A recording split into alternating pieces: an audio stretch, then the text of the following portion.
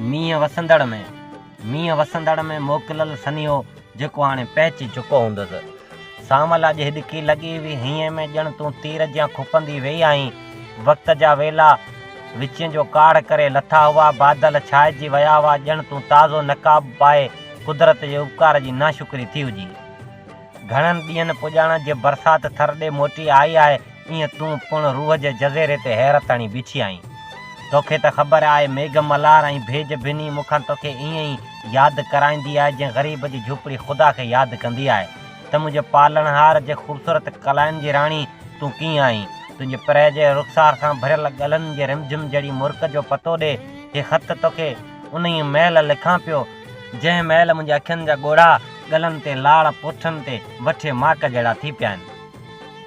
कंहिं कारी चुग ते राति खुटी, कंहिं ॻाढ़ी गल ते बाख फुटी, ईअं वक़्तु कटियो, ईअं उमिरि लुटी, सभु सांग सजायो आहे प्यारा।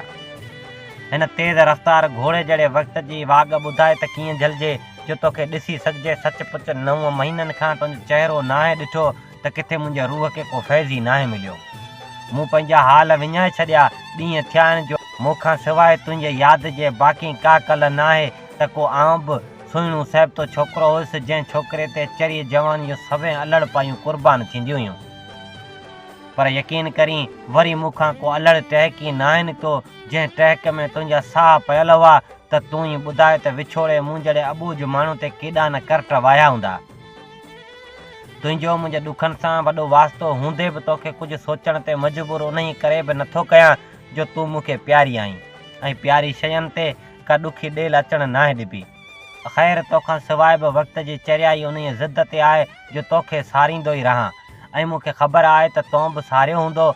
सच इहो बि आहे त ख़ुदा खां सवाइ घणो यादि करण वारी तूं ई आहीं।